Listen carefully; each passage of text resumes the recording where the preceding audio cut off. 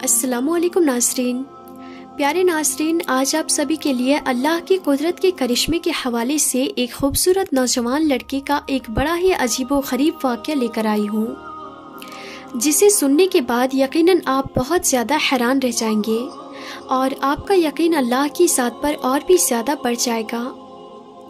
नाज़रीन, पहले ही बता दूँ, मैं इस वाक़ये की तस्दीक नहीं कर रही। ये वाक़या महज मैं आपको इबरत के तौर पर सुना रही हूँ, इसीलिए इस वीडियो को ज़रूर आखिर तक देखिएगा। नाज़रीन, ये वाक़या जो है बताया जा रहा है कि उत्तर प्रदेश के अंदर पेश आया है। ये वही उत्तर प्रदेश है जहाँ के मुख्यमंत्री योगी आदित्यनाथ हैं।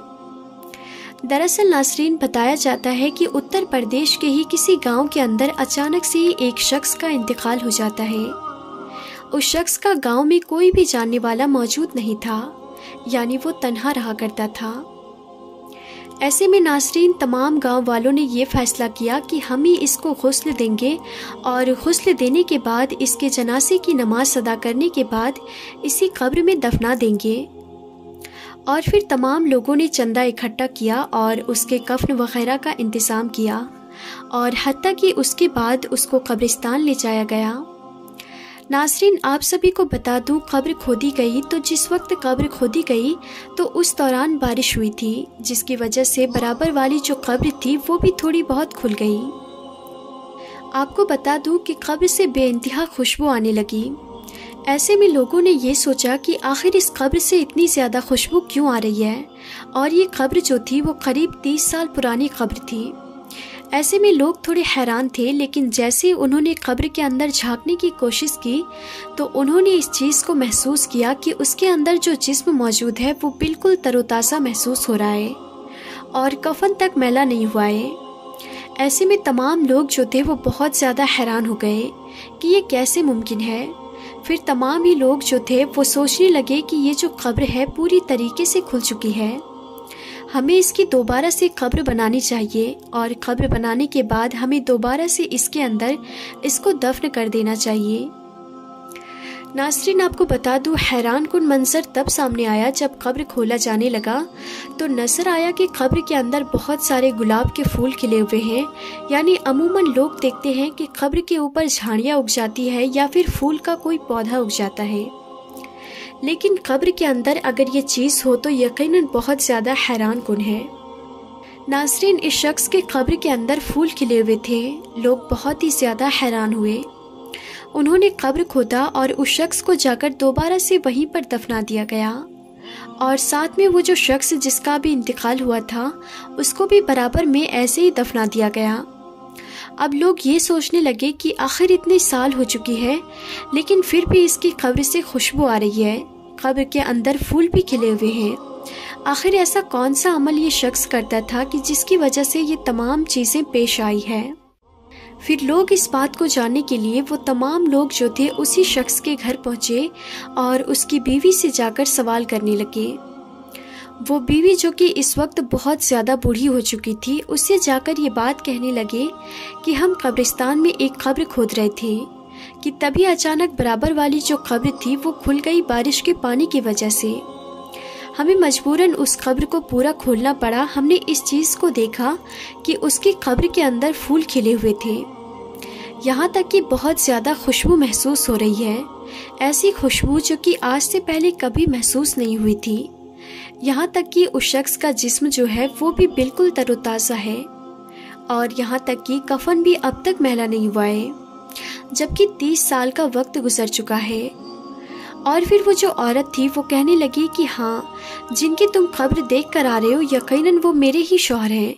वैसे तो मैं जानती हूँ, जहाँ तक कि मेरे शौहर जो थे वो पढ़े लिखे नहीं थे, लेकिन हाँ, उनकी एक आदत जो थी वो काफ़ी ज़्यादा मुझे भी पसंद आया करती थी। यानी वो 5 वक्त के नमाजी थे, वो नमाज को कभी नहीं छोड़ा करते थे। लेकिन हाँ, उनकी एक आदत जो थी वो बड़ी अजीब व गरीब थी। यानी वो फजर के वक्त नमाज की अदायगी के लिए जाया करते थे और फजर की नमाज पढ़ने के बाद तमाम जो लोग होते मस्जिद में वो कुरान मजीद को लेकर पढ़ने लगते थे, लेकिन इन्हें पढ़ना आता नहीं था।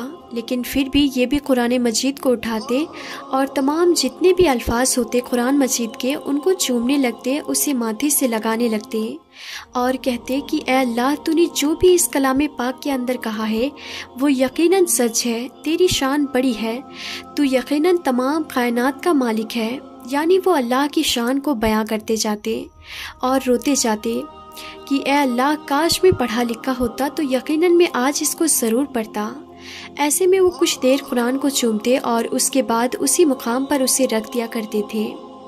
یہ ان کا روز کا معمول تھا، یعنی روز وہ مسجد جاتے اور نماز کے بعد قرآن پاک کو اٹھاتے، اسے چومتے، قرآن کی آیتوں کو ماتھے سے لگاتے اور ایسے وقت میں آنسوؤں کے ساتھ گھر کو لوٹ آتے اور مجھ سے کہتے کہ میں پڑھا لکھا نہیں ہوں، مجھے اسی بات کا افسوس ہے کہ کاش میں بھی پڑھا لکھا ہوتا تو آج میں بھی قرآن پاک پڑھتا۔ ناظرین، سوچئے کہ وہ شخص جو پڑھا لکھا نہیں تھا لیکن پھر بھی روزانہ قرآن مجید کو دیکھتا تھا۔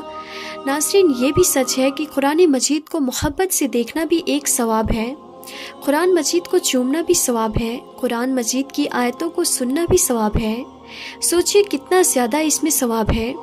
لیکن آج ہم مسلمان کتنے زیادہ غفلت میں اپنی زندگی گزار رہے ہیں۔ جنہیں پڑھنا آتا ہے وہ تک نہیں پڑھتے اور جنہیں نہیں آتا وہ یقیناً خون کے آنسو روتے ہیں۔ یہ وہی شخص تھا جو کہ اللہ سے اتنی محبت کرتا تھا، قرآن سے اتنی محبت کرتا تھا، اور یہ ان پڑھ تھا، اسی وجہ سے ہی قرآن نہیں پڑھ پاتا تھا۔ ایسے میں وہ عورت کہنے لگی کہ ضرور شاید یہی ادا تھی جو کہ اللہ کو پسند آئی ہوگی، اور اسی وجہ سے اللہ نے اس بندے کی قبر کے اندر خوشبو کو پھیلا دیا، حتیٰ کہ اس کے قبر کے اندر پھول بھی کھل گئے۔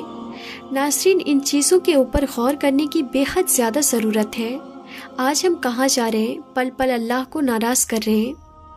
ناظرین، ضروری یہ ہے کہ ہم حق کی طرف آئیں، اس کی رضا کو حاصل کر لیں، کیونکہ اسی میں ہمارے لیے بہتری ہے۔